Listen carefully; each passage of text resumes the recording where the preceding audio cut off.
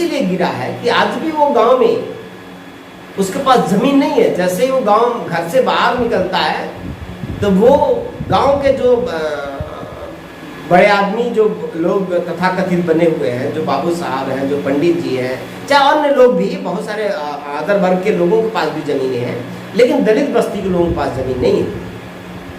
और बाबा साहब डॉक्टर अम्बेडकर अपने परिनिर्वाण यानी अपने डेथ होने के 8 महीने पहले आगरा में आए, और आगरा में आकर के बाबा साहब डॉक्टर अम्बेडकर ने अपने भाषण में कहा है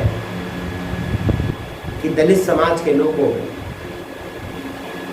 अछूत समाज के लोगों, शेड्यूल कास्ट के लोगों, मेरी बात गौर से सुनो।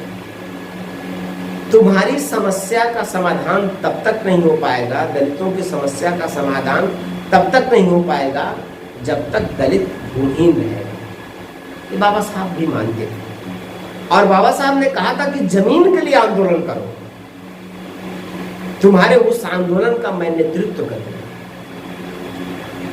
और इसी बात को आगे बढ़ाया मान्यवर कांशीराम साहब ने, और यूपी में सरकार बनाने के बाद मान्यवर साहब महाराष्ट्र में जाके भाषण कर रहे हैं, और अपने भाषण में यामली घाट में बात बोल रहे हैं।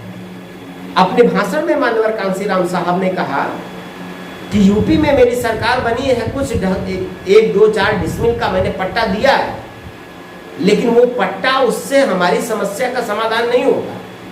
जब तक दलितों के पास पर्याप्त जमीनें नहीं होंगी खेती के लिए, तब तक दलितों की समस्या बनी रहेगी। मान्यवर साहब कहते हैं कि जो मैंने पट्टा 2-4 डिसमिल का दिया है यूपी के अंदर अपनी सरकार बना करके, वो पट्टा तो समझो जंगल में झाड़ की तरह है, ऐसे हमने दे दिया, उससे कुछ होना जाना नहीं है। मान्यवर साहब अपने भाषण में